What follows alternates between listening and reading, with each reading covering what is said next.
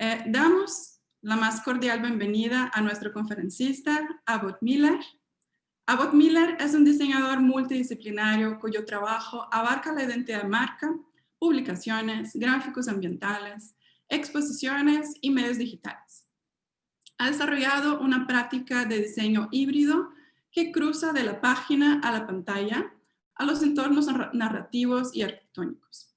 Ha asumido el papel de editor, escritor y curador en muchos de sus proyectos de exhibición y publicación, fusionando su interés en la historia y en la teoría del arte, arquitectura, espectáculo, moda y en el diseño. Antes de unirse a Pentagram como socio en 1999, él fundó Design Writing Research, un estudio multidisciplinario en el que estableció su reputación de práctica innovadora. Miller ha sido responsable de grandes proyectos corporativos de rediseño de identidad, incluidos Ritz-Carlton, Sotheby's, Under Armour y American Express.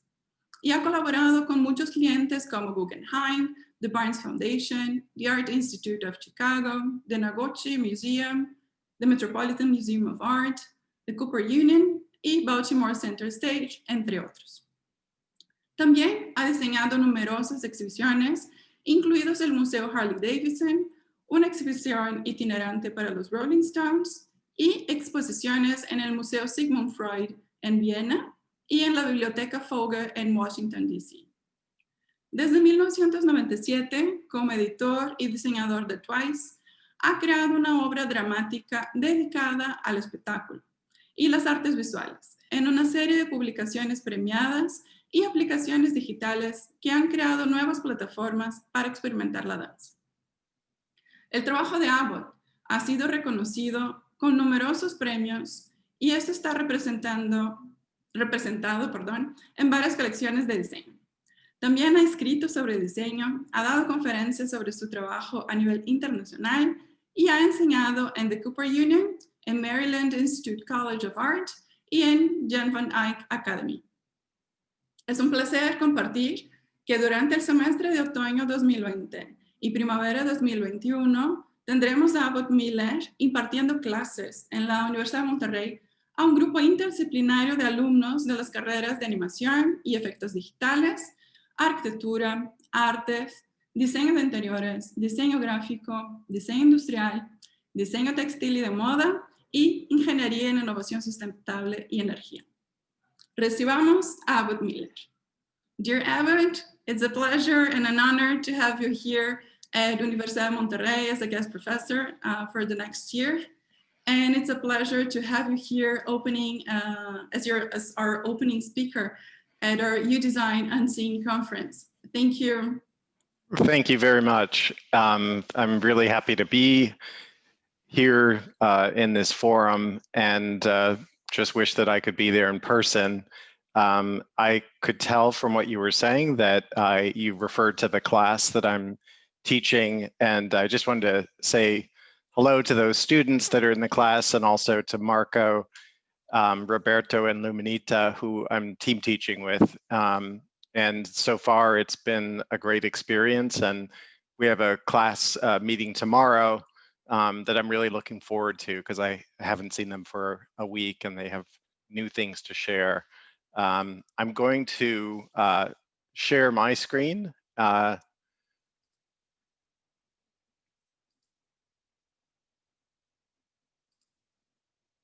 Is that coming through? Yes. Yes, okay. So I am going to talk today about a couple atypical projects for me. As Alessandra said, I am a principal at Pentagram in New York, a studio that was founded in London almost 50 years ago. I titled this Lockdown: 3 Stories by and for Captive Audiences. And I mean that in 2 ways. The by and for means my team and all of us at Pentagram are more or less captive audiences designing. We're creating this work, but of course you all are, in a sense, captive audiences as well. And so I really wanted to talk about this sort of unusual situation that we're all in and the impact that it's had on our work. Not all negative. I'm happy to say that I know it's largely devastating, but at the same time, there are ways in which we're kind of forging ahead, and really grateful for that. This is our office in New York. Now, I shot this last week. No one's going into the office, largely because they need to take the subway to get there, and the subway is still problematic for a lot of people. The environment of the office is a little eerie lately, very still. People are going in, but it's limited to about 15 people a day, and only about 4 or 5 go at any given day. And I know everyone else is experiencing similar phenomenon. So our work now is on Zoom, like life in general. This is my team. That's Michelle in the upper left. That's me in the middle. Daniel on the right. Lindsay on the left in the middle. Wenji, Yoon, Kirsty, and Kim. Some people went back to where their parents live. Some people are just in their apartments in New York.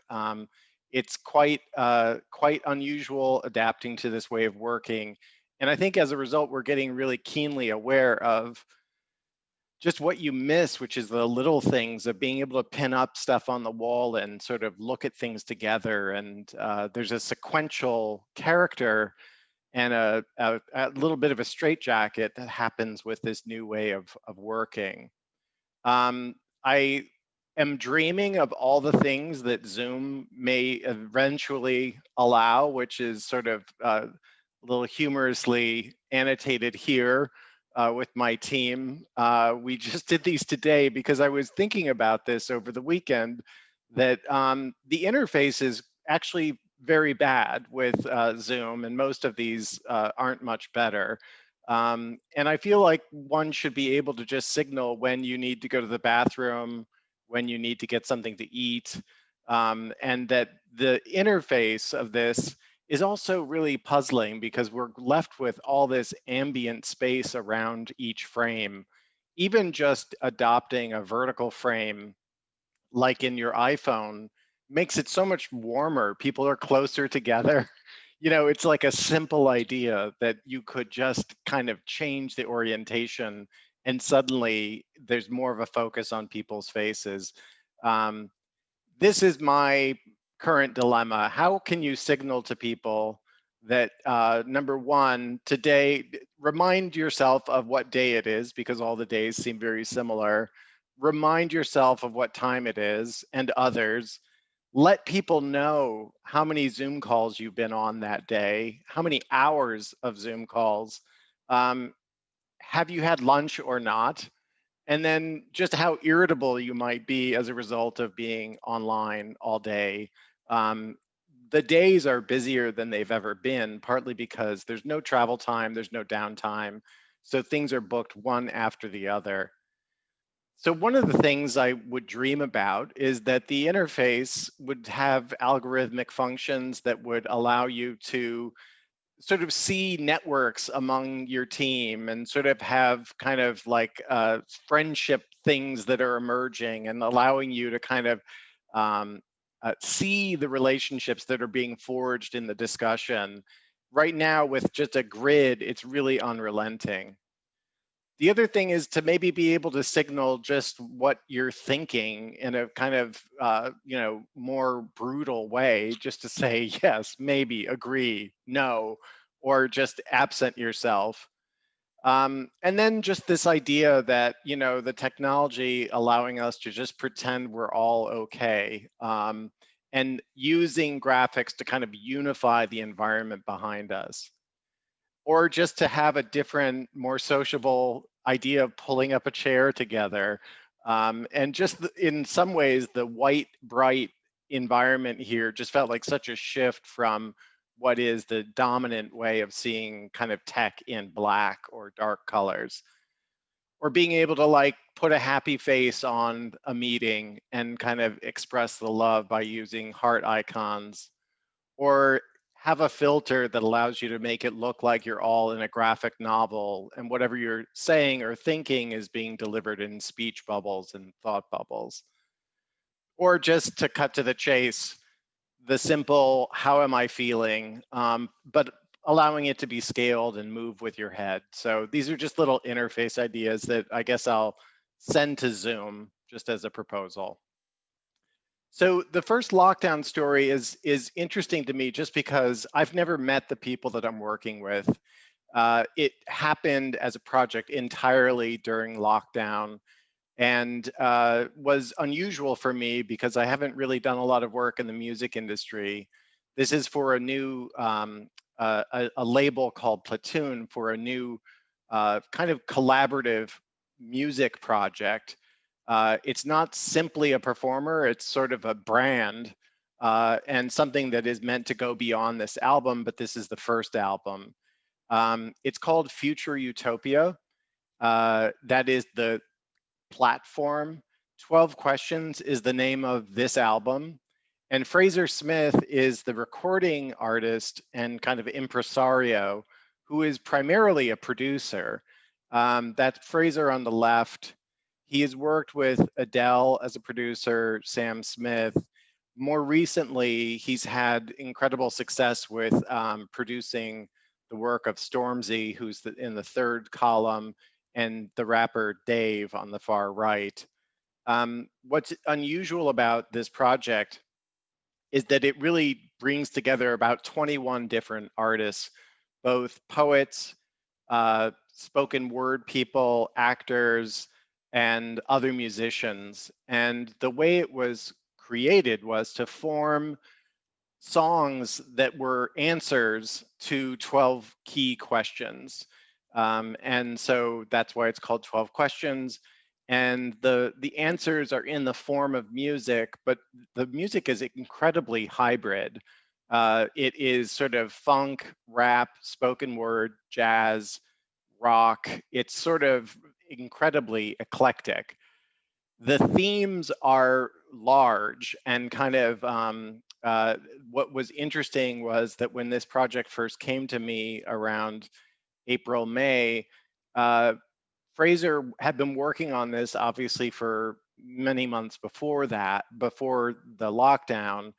But as Black Lives Matter as a movement came to the foreground, as the issues around the pandemic came to the foreground, it seemed so prescient as a response musically.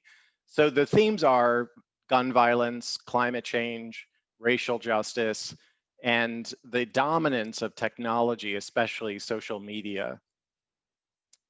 When we spoke about themes and ideas for how to represent this project, Fraser mentioned this famous album by Maddie Klarwein, a cover design by Maddie Klarwein for Miles Davis's Bitches Brew. And he thought that it captured a kind of futuristic, collage-like kind of world that he admired. He also liked the way these covers for Yes by Roger Dean were able to kind of instantly connect you to Yes as a band, that this was sort of an atmosphere in the music that captured it sonically. And then also these kind of classics, Martin Sharp on the left and Peter Blake on the right for the Beatles. And there was something that he really liked about this kind of internecine world happening within the imagery. I thought of these unusual precedents in painting, like this 1500 painting by Hieronymus Bosch, the Netherlandish painter, from of the Garden of Earthly Delights. And then this more contemporary one from 1950, which is painted by an artist named Peter Bloom. This is in the collection of the Art Institute of Chicago. And I always loved this painting as a kid because I grew up outside of Chicago. And this was like a key painting for me, this kind of world building and world destruction at the same time.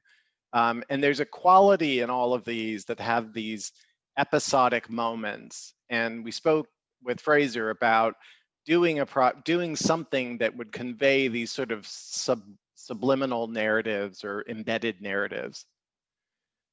And what I was realizing is that utopia is a place, right? It's a place probably in the future where something is occurring, and the imagery often supports this idea that all of these things are happening in order to talk about the diversity of what that environment is like.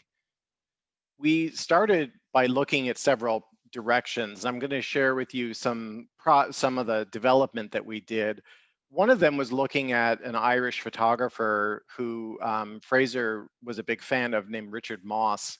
His landscapes capture some of that sense of crisis and beauty at the same time, and a grand quality and something a little bit threatening, which a lot of the songs have a dark side to them. So we kind of used, I thought, the most incredible landscape, which is also features this way he has of working with color. And it felt very serious and almost biblical in a way. So this was a first direction.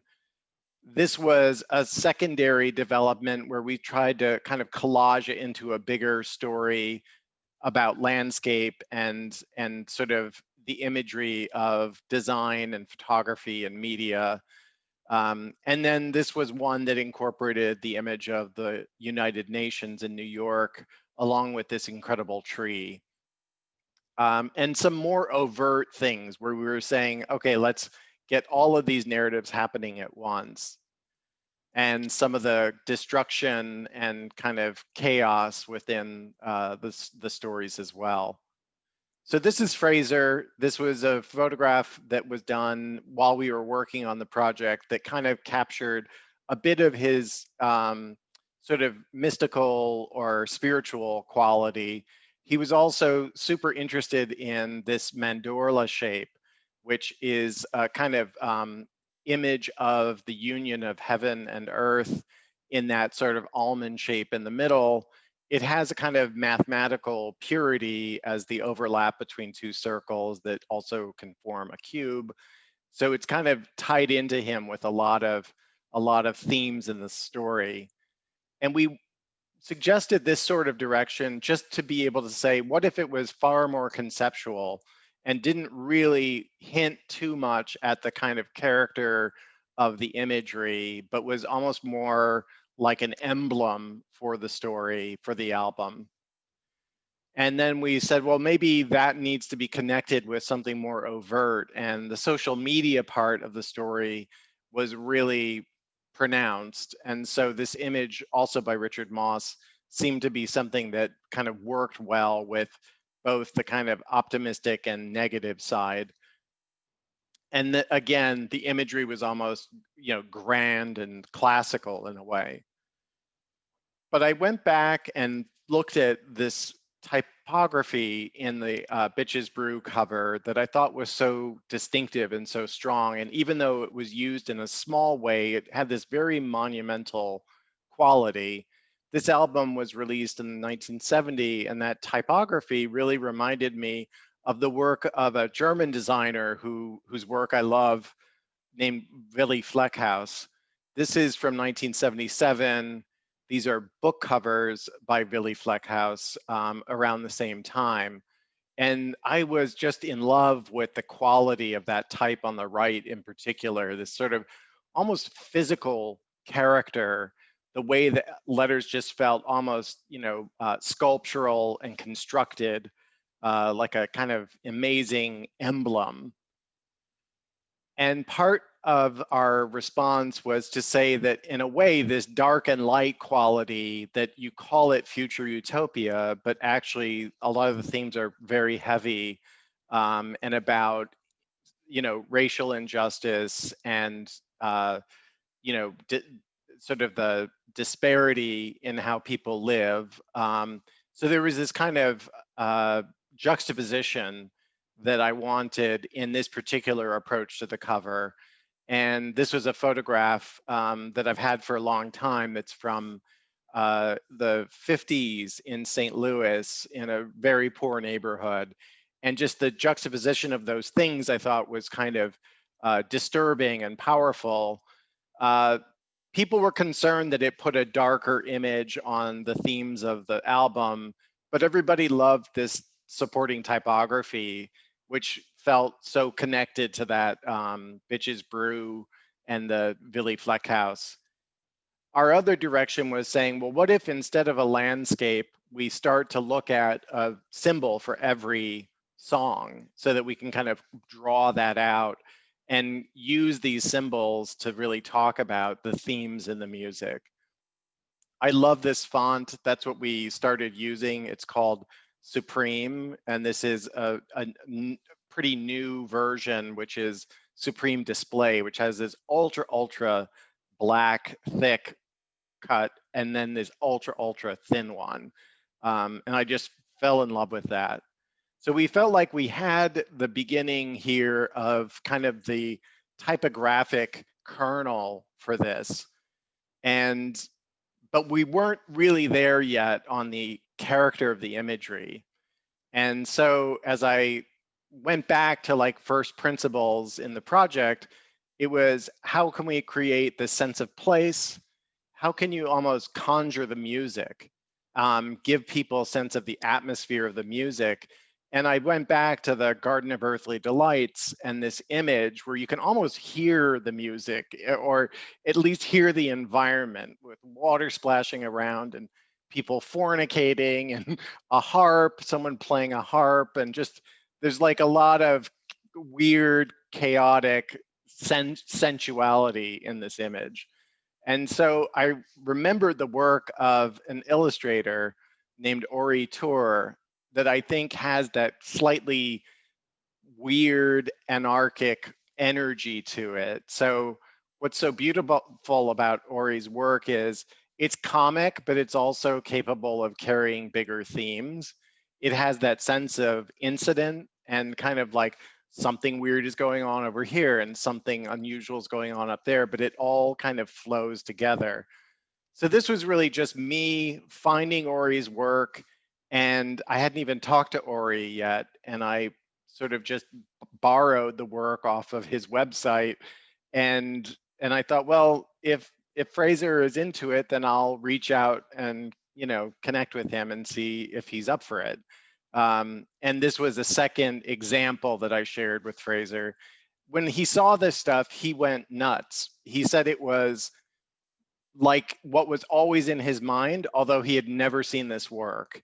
And so the fit with him personally was just immediate and visceral. And he was like almost like over the moon about it, was the actual phrase that he used, because it was as if we had identified what was in his mind.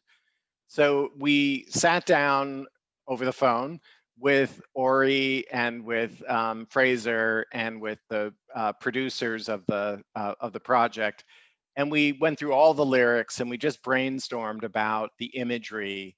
And then we really said, Ori, this is now in your court. We've kind of created the potential narrative connections with symbols that you can use. But this is, from this point on, it's about this ability to consolidate all of these 12 questions into one image. Because we knew we wanted to kind of pull the imagery apart in everything that we were doing with it as a kind of a brand identity. So this was the final album cover. We had also talked about integrating the typography so that it kind of lived in this landscape and it could become something dimensional throughout the project that was kind of hardwired into the visual language. I will show a first kind of social media animation that we did that has a little ambient music.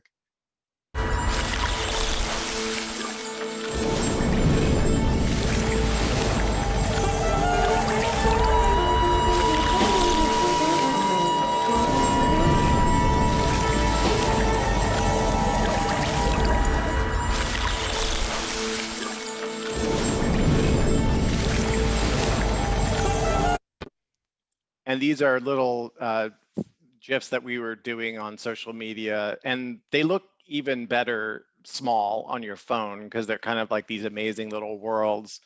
I'll talk a little bit more about the animation, which was in this case entirely done by a studio called 1983 and a great collaborator named Robin Burke.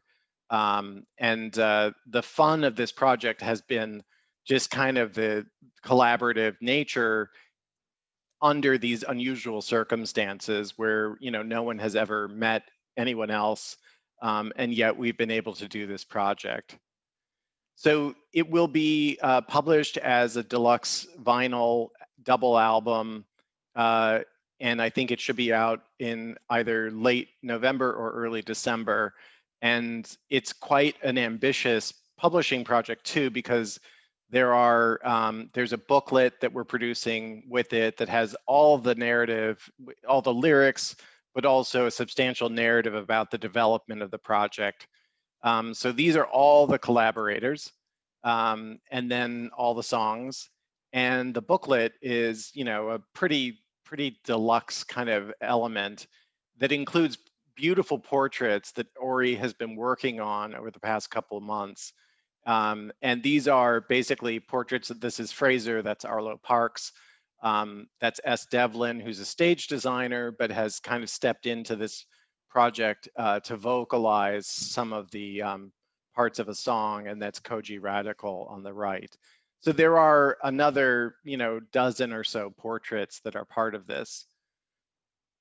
We also began doing kind of typographic animations that captured the feel of Ori's work and kind of brought it into the environment of just typography and color and how to close and open different pieces of video content. And what was fun about this work is that we were able to kind of begin the animation world, but then also have Robin and his team developing this sort of much more complicated animation that we could never do. So the team was Grace, Kristen, and Robin on the West Coast, Abbott, myself, Yoon, and Wenji on my team here, Fraser in London with a guy that he works with named Kazim, and then Ori. We were all working in 4 different time frames. So we had to do calls that were early in Los Angeles, midday in New York, a little later in the day in London, and even later in Tel Aviv, where Ori is based. We often did calls that were 6 a.m. in Los Angeles for them so that we could accommodate different schedules, but it was a kind of remarkably smooth process. This is my only image of Ori. He's pretty shy, so I just grabbed this image to say that's Ori there in Tel Aviv in his apartment. So just to talk a little bit about the animation, this was the first single, and it's called Do We Really Care?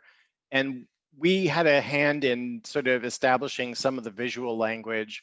And I was really drawn to these futurist cities designed in the 1920s by a lot of Italian futurist architects. The incredible designer Fortunato de Pero did these sort of sculptural pavilions that were using letter forms, and they kind of captured the quality of words becoming kind of monumental through the lyrics. And then this beautiful, I don't know if you know this animation by Garrico for a musician called Lorne, incredible imagery in this that also captured that kind of future city character. We were really excited about the potential for typography to have moments that actually underscored the lyrics. And so we kind of did a complete storyboard and drew out the areas where we felt like there were rhymes and kind of beautiful transitions of words that could become, again, like the topic of something animated like this, where amendable kind of shifts from the ground plane and becomes electable, or where the word fact is sort of stripped of its layer, or the word panic, which becomes kind of exploded. The interesting thing was that in animation time, those were really long. And, by the time someone says panic or fact, it's sort of gone. So we really relied on Robin's judgment to decide what worked. But we also had fun developing a lot of these transitions that were referencing the imagery, allowing us to kind of say, you go from the singing to the sort of focus on the face or the lips, visual rhymes from spectacle to festival, and how you could make that transition, or identical and symmetrical and criminal in the bottom left. And then this beautiful part that's about rushing regrets, bullets, and Russian roulette. So there are these lovely kind of themes and sounds within the music that we underscored with these graphics. There is a part 1 and a part 2 to the song, and part 2 is a spoken word piece by a British poet named Simon Armitage that has a completely different character. And for that, we proposed that it would be almost like traveling through depths of water, and that it would be strictly typographic, and that the typography, by using a variable font, could sort of stretch and thicken and really help kind of show the sounds that are being made by Simon Armitage as he reads the poem.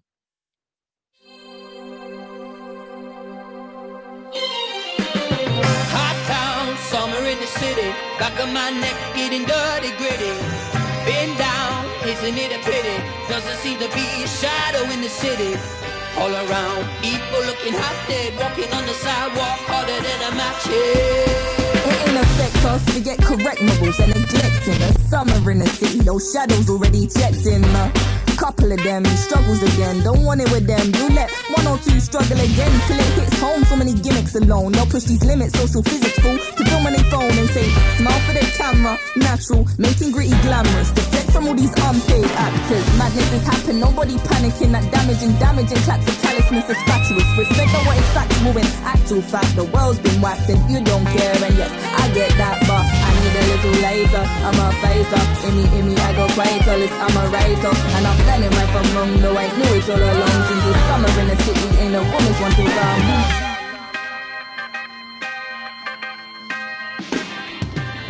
Hot town, summer in the city, back of my neck getting dirty, gritty. Been down, isn't it a pity? Doesn't seem to be a shadow in the city. All around, people looking half dead, rocking on the sidewalk harder than a match head. I seen it all. I seen a scene like a spectacle. Susceptible diseases treated like a fucking festival. No quarantine, a worry teen. Like is this mess amendable? Obsession over wrongful leaders made them all electable and festival. They're the biggest criminals who arrest them all. Blacks all identical, lifestyle symmetrical. Let's not forget the females in third world is so unethical. Not meant for you, sit on your ass, make this shit acceptable. Donations don't do zilch, just playing hide and seek with this is just to pride your guilt. But when they got you on that stretcher, could you treasure all those gestures or you about to die alone? History, everyone forgets ya. Cause we bashing big red, and we got see these bullets like it's Russian roulette. Nah, Russian roulette. We ain't got these bullets like it's Russian roulette.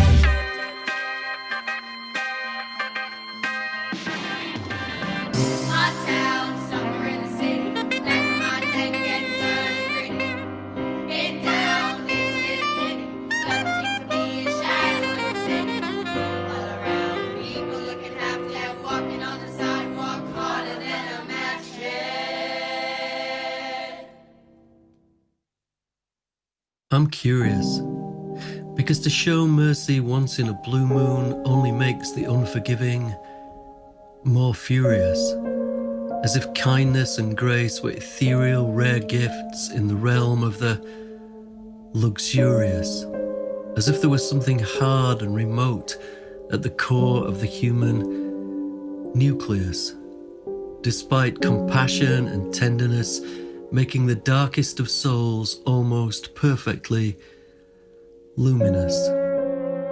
I've sensed some creature not far from the surface, cold-blooded, imperious, with a heart like a cannonball lost in an ocean trench, stony, impervious.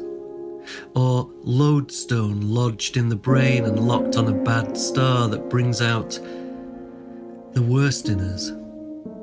Look at me, God's gift to graffiti, spell checking, injurious. Look at you, joyriding the soft top hearse all the way to the terminus.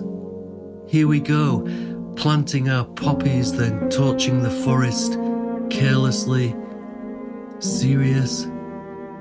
Meanwhile, we're crowding the brink of the lip, of the cusp, of the ring, of the next Vesuvius, trying to flag down a passing planet or mothership, failing to lip read the universe.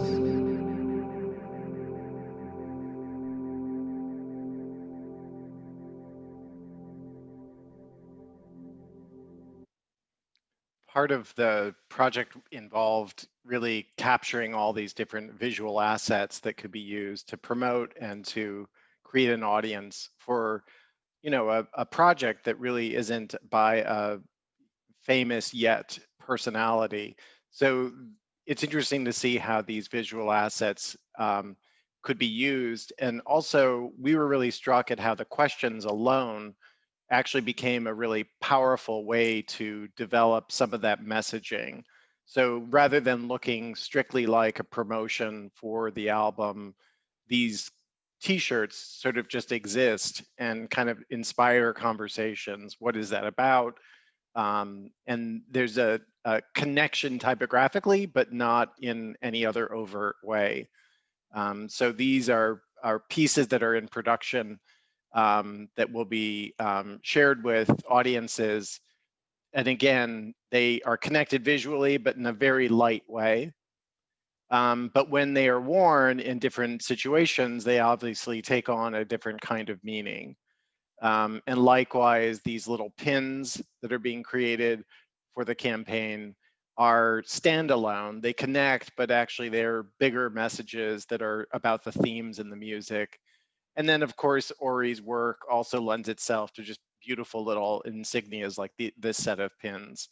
We had a lot of fun working on how to do this in a way that was respectful of the message, but also still brought in the connection back to the album.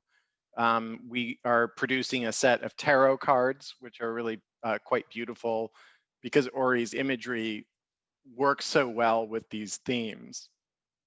And I don't think we're producing this, but we proposed the idea of a kind of a COVID care package for people who are stressed out, including chamomile tea and melatonin to help you sleep.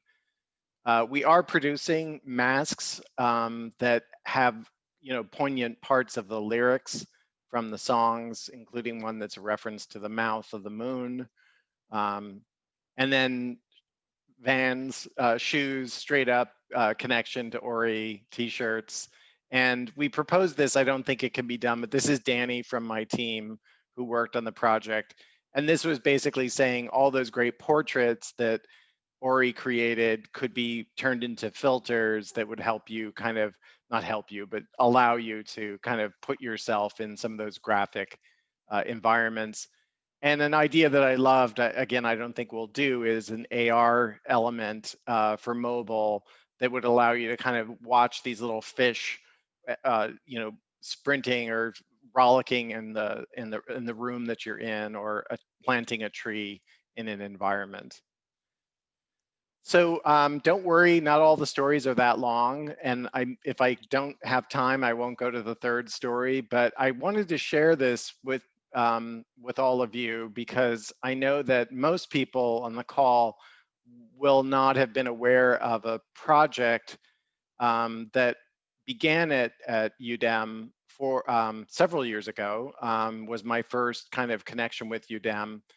And I'll tell you a little more about 4 years ago. And I included this in our kind of lockdown story because it relates so closely to 4 years ago with the election of Donald Trump. And just saying we were right to be freaked out. And so I'll tell you a little bit about this with a little pre-story that my involvement with UDEM began as actually a speaker at the conference several years ago. And from that experience, I was invited to work on the signage for the beautiful building, the Terao Ando building. We developed this sign program. A lot of the interior signage is, I assume, still intact from when we worked on this. And then I had an exhibition. Marco Garrido invited me to create an exhibition in the gallery. And from that, kind of created these incredible banners that were just kind of plastered all over the walls. We were trying to deal with how to make graphics look powerful in a big, kind of formidable concrete gallery. And so one of the strategies was scale and repetition. And you can see these were the two galleries stacked over each other. And we were producing this with these great, support down at UDEM. And these materials, I was able to keep them and was able to actually do another exhibition based on using these materials, which was really generous of the school to give me those materials back. So I had an opportunity to do an exhibition of this work at a university in New Jersey. And what the timing was perfect, except for this man who had just won the election in the States. And I couldn't believe it, as many people couldn't believe it. And it was super upsetting. And I felt like, how can I just pretend that things are okay, that things are normal? And because they weren't, and it was so disturbing that I felt like I wanted to do an exhibition that responded to this. It was an unprecedented kind of moment in the US, and there was so much certainty that this was not a person who should be in, such an important role that, the shock was substantial. What was infuriating was that he was winning through ridiculous slogans, some of which were just retreads of Ronald Reagan from 1980, but others that were really dangerous and that he's using now, even though he's the president. He's using this lock her up chant for the governor of Michigan. And of course, his border wall was another key phrase or key idea, and this phrase, bad hombres. So I started looking at political graphics from the 60s and thinking about how graphic designers like Seymour Quast on the left and Tomi Unger on the right, or the students in Paris who did these protest graphics that were so clear and simple, or on the right in the 60s, the anti-draft movement with something as simple as fuck the draft.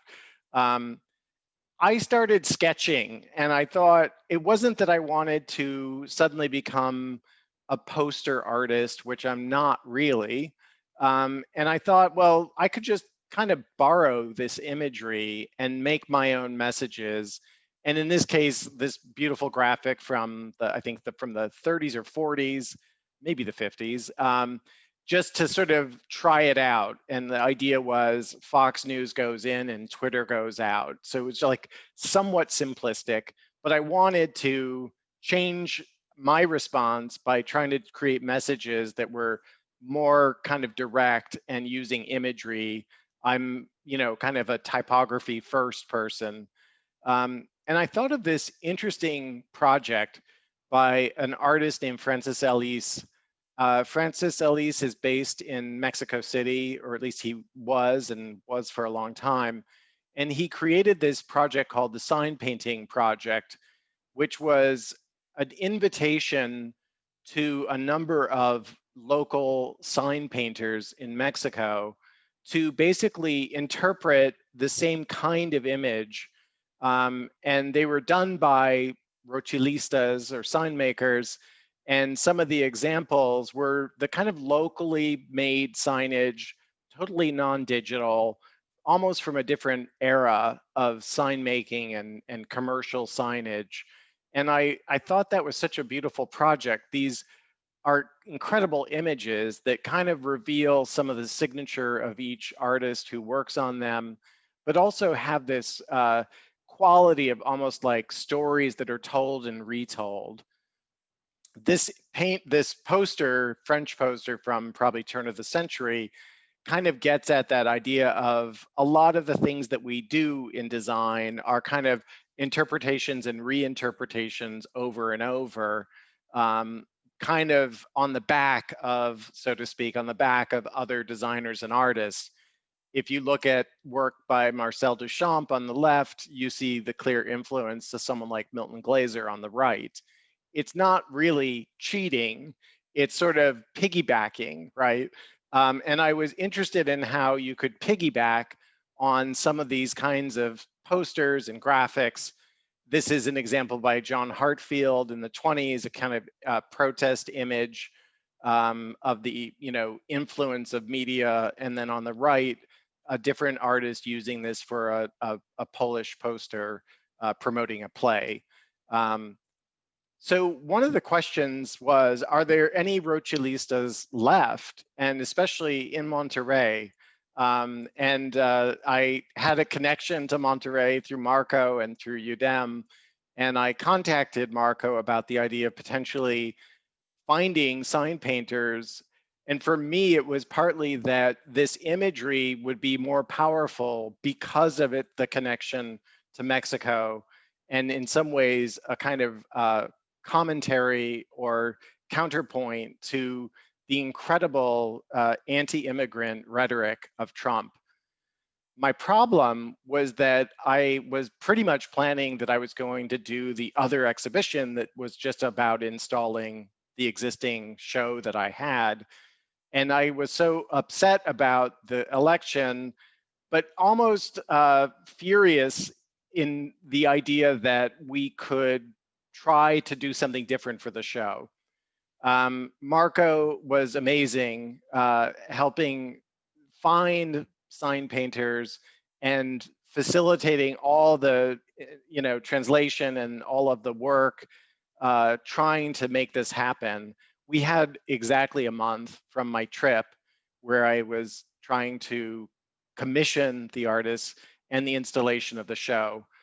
It was a frantic few days of actually going, around the city and finding great examples of graphics on walls and doing a little investigation, like saying, that's a beautiful battery. Who painted that?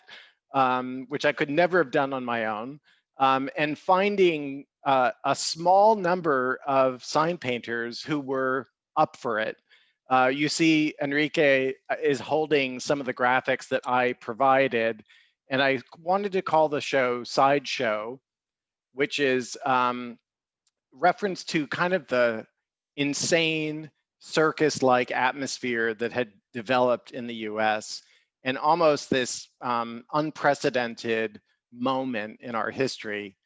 And I looked at circus graphics and protest graphics, and it became almost a strange amalgam of both of these genres. So I felt like Trump spewing rhetoric in the lens of patriotism, but all over the world. So this was a guy, a turn of the century sensation, who could do these magic tricks with water.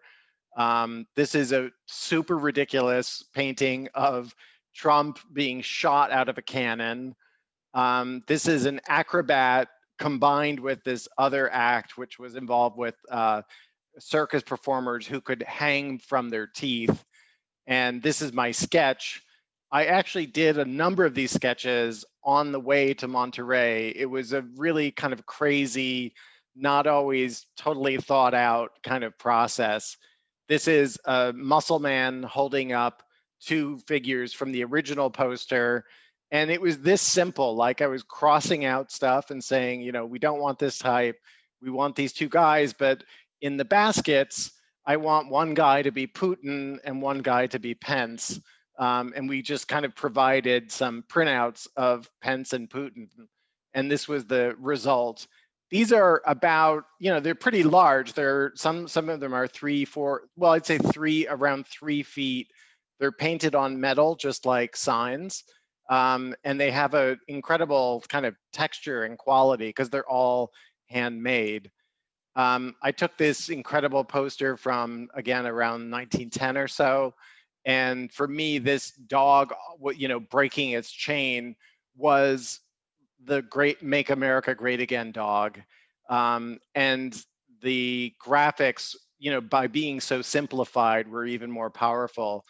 I met Diego, and he saw that sketch, and he said, well, I have a dog that looks just like the great Make America Great Again dog. So I said, well, let's do a second one because you've already got the dog. And this was his version using his dog in the shot. The results were really fascinating. This was roughly a kind of critique of journalism, the way journalists had been cast as the devil in the US. So this idea of the ink spill and the, writing oppositional being cast as the work of the devil.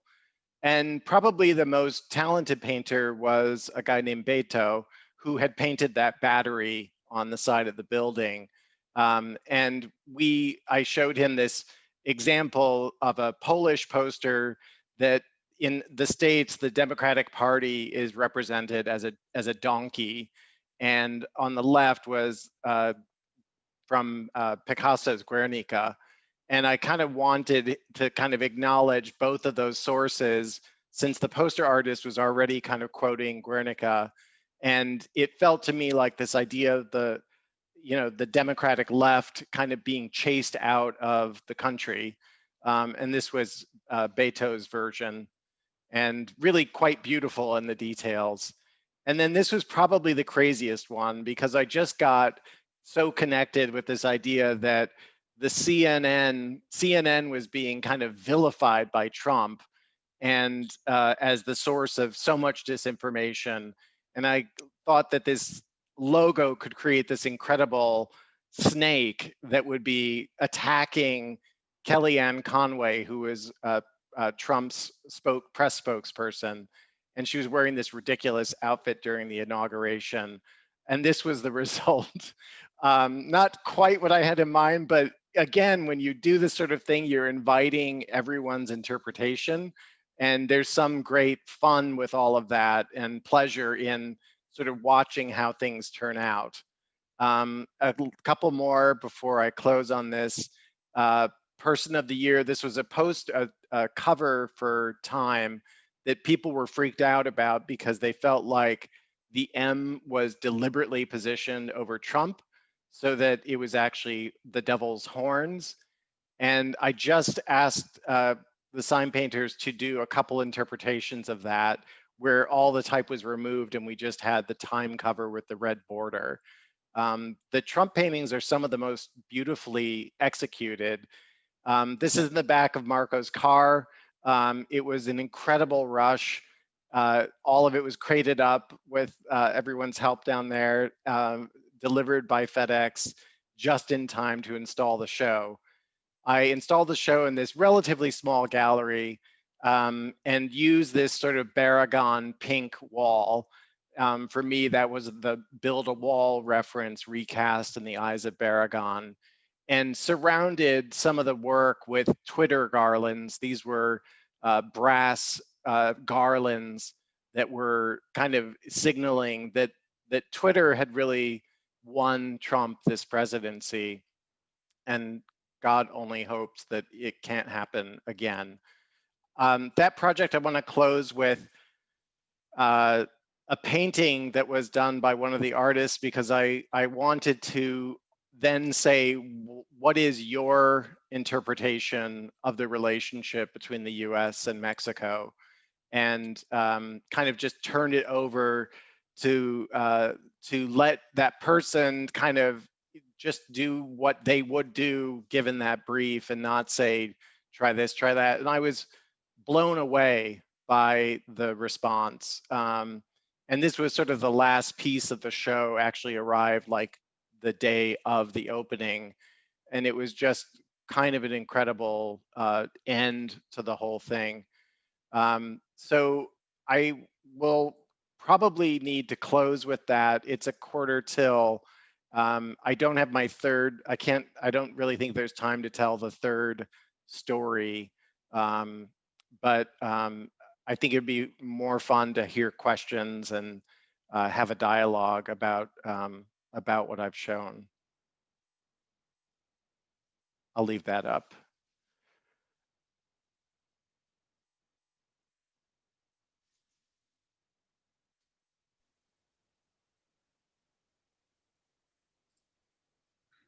Thank you, Abbott. Thank you so much for this conference. We'll have a few questions here already for all of you that want to put the questions on the Q&A. A todos que quieran poner sus preguntas en el Q&A de Zoom, que por favor lo hagan ahora, y voy a empezar a dar lectura a algunas de estas preguntas. The first question is from Samuel Mares. He asks, where do you start as a designer in preparation? If it's your first time with a music project, what's the main process at doing it? I think what's common to all of our work is that, you know, especially when it's an area that you don't typically work in, is to kind of do a lot of research on what's been done before and what's being done now. So it was like, for me, a little bit of reminding myself of these iconic album covers, some of them brought up by Fraser, and then some of them just remembering from when I was a kid. And album cover art was so important and so ambitious in how it approached imagery and visualizing the character of a band. So for me, there was a little bit of like getting reacquainted with the character of music graphics, and then making sure that, you know, it's not just about that one album cover, but knowing how graphics behave now in social media being such an incredibly important part of this. And so when I look back at some of the proposals that we made, I can see now that they didn't have enough of that kind of graphic identifiable punch. Like some of those early approaches, the typography in some ways has to be able to be pulled out of the context and still operate and still conjure the qualities of the album. And so I think that was kind of an interesting lesson. It's very much back to brand and kind of the importance of brand. But this visual connection, I think, is really substantial. So I think that, you know, creating graphics that are knowing how broad and how fragmented some of that use of the graphics will be is really key. And that's very connected to, you know, I heard in your intro, you mentioned some of the projects I've done, like with Under Armour and Harley Davidson and, you know, American Express. And it's the same principles, really. It's just a completely different subject matter. But a lot of those kind of ideas of how do you bake these visual traits in so that they're, you know, so they glue together all of these things. Thank you. And the second question is by Ana Paula Alatorre. She asks, how long did it took for the first project, the Utopia? Yeah, that development that was actually done in about 2 or 3 presentations, I think was about 5 weeks. And it moved pretty quickly because we had to arrive at the kind of approach very quickly so that all the other elements could get produced, like the video. And so there was a pretty compressed time frame. But what made it remarkable, and I find this in all of our projects, the tighter time frame is really a blessing, and it makes people focus you have that sense of urgency, and every discussion matters. So that's sort of like, to me, a great part of big projects is when they also have intense deadlines. The next question is from Maite Achar. Is an eye for good design something you're born with? Or do you think it's a skill that you can develop with practice? I think the instincts that are there and the obsessiveness that is required is the part that's hardwired. You know, and I think you tend to find people who are a little bit obsessive in design, people who have a little perfectionist streak. So I think those are qualities that kind of come with the territory. Like, it helps if you're a little bit manic about those, about things. What you can develop is awareness and ability using design elements and sort of seeing design. So I think there's really two parts. It's sort of like what is kind of hardwired into your personality, and then there's the next part, which is sort of like all the sort of education and skill that builds on top of that. I think you need both. The next question, I think it's a theme for a whole conference, maybe. Mm-hmm. You're asking Valeria Perez, what's your creative process? Yeah, that's a really great question. You know, I think I realize that for me, a lot of that creative process starts with, in a very conceptual way, that it's this sort of, it's more ideation, concepting, discussion, and then image research and kind of finding your way back into something. I think that a lot of times I will think I know where a project is going to go and what it should look like at the outset, and it usually changes along the way. And it's partly that you can have like a conceptual hook about, oh, it sounds right to you intellectually. Like, I think I got this. It's going to be formal, it's going to be symmetrical, it's going to be, you know, classical, whatever that thing is, how you kind of build it out in your mind. And then you start getting kind of this other trail going, which is things that feel right visually, that you're looking at sources, colors, imagery. And by the time all those things are coming together, some of those initial concepts aren't holding the weight that they used to hold. And I think that that's really what's interesting. And it's also partly working with my team. I, you know, begin with sort of the initial steps, but they make contributions along the way. And it's really it's a synthesis of all of those things happening. So it's outside research, the imagery that we're pulling together, the discussion that we're having. The process for me has never been incredibly formal. It's really about kind of like working through it. And some of that, I think we probably elevate typography in a really major way. But a lot of times I find that like the typography isn't really, you know, the lead of the story, but it's always to me, it's always like a comfortable place to begin, because I find that it's like having the right ingredients in your kitchen. You know, like if you don't have those, then, you know, whatever magic you may think you have as a chef, you know, if you don't have the groceries, it's not going to be good.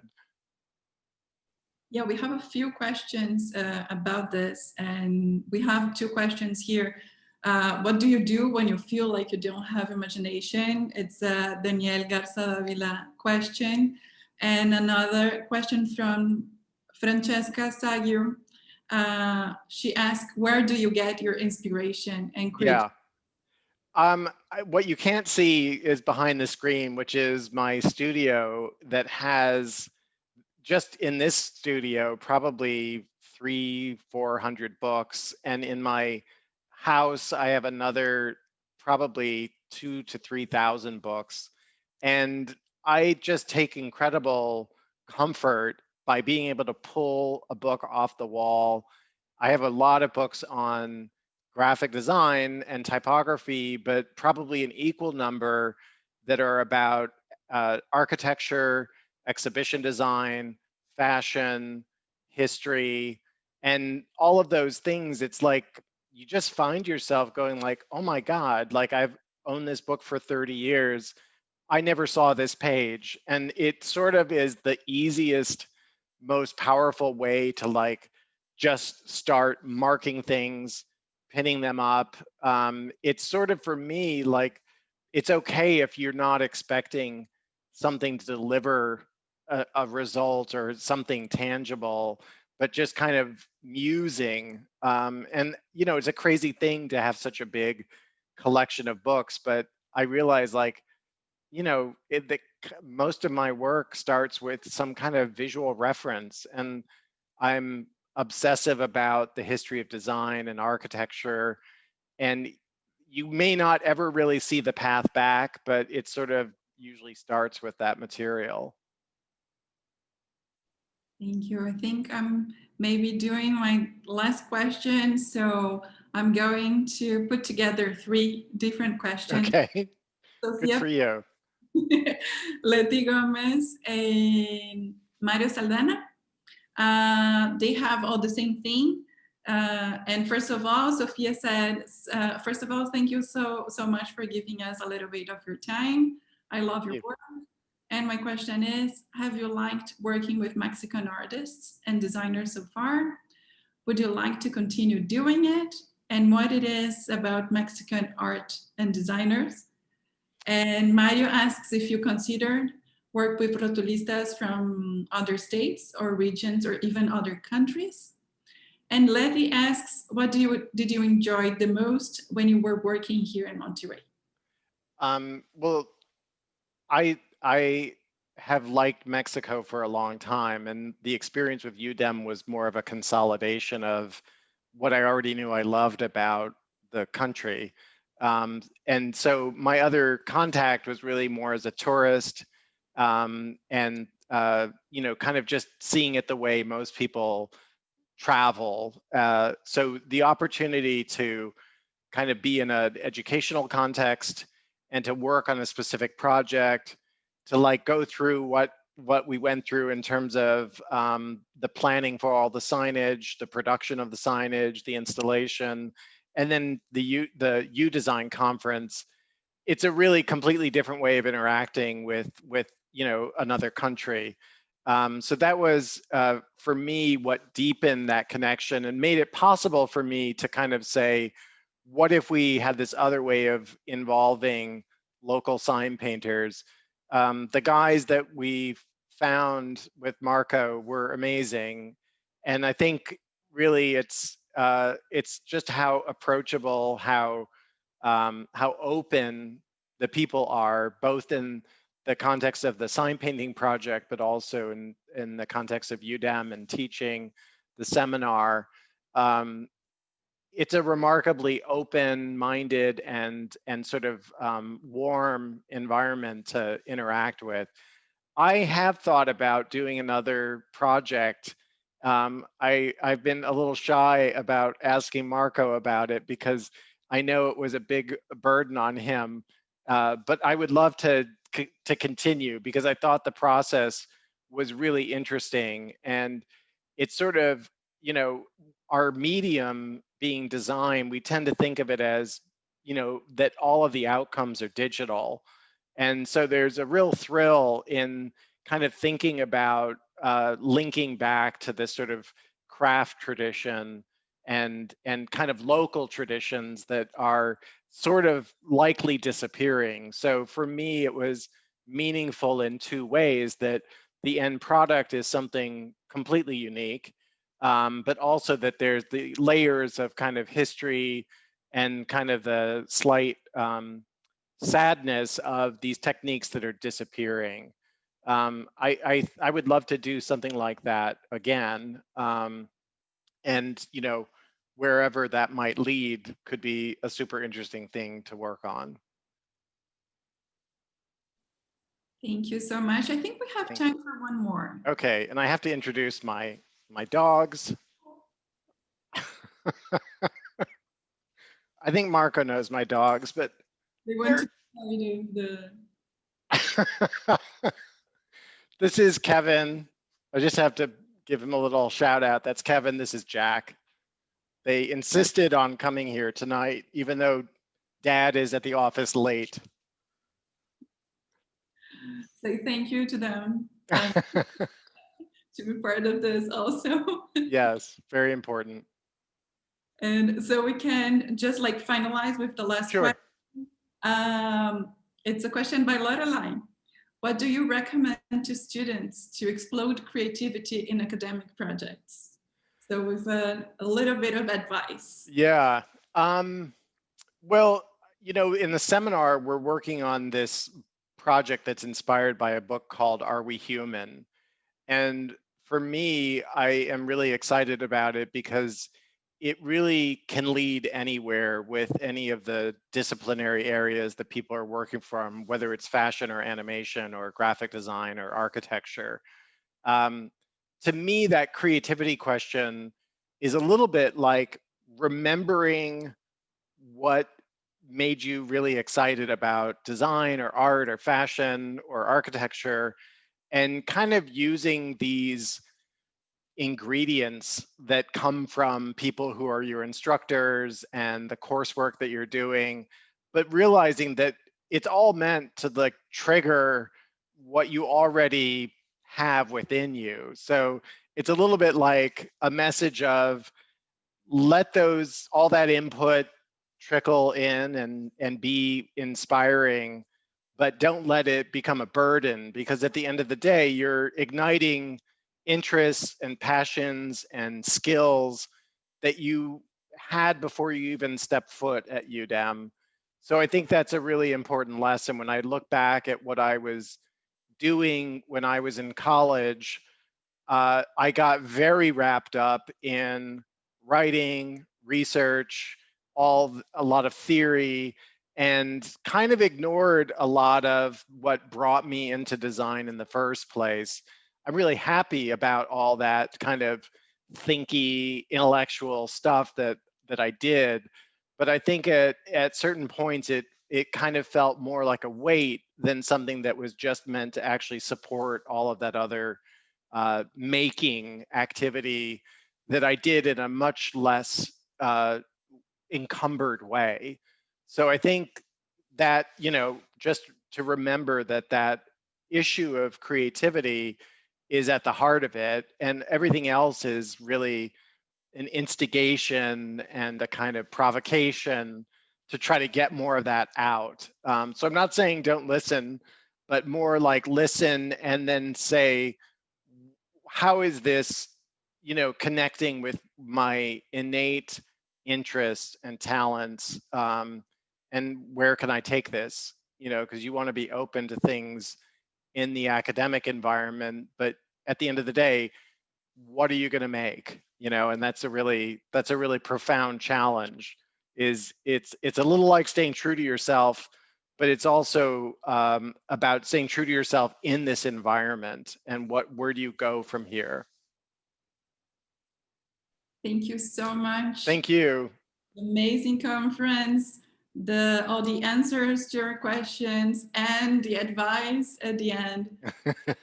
Students. Yeah, I'm sorry I didn't get to the third story, but maybe for my students in the seminar, I can. Yeah, or we can do another conference. Yeah. Thank you. And maybe I can be there in person. Yes, that will be great. So yeah, I'd love to. I hope that happens very Yeah, me too. Thank you so much.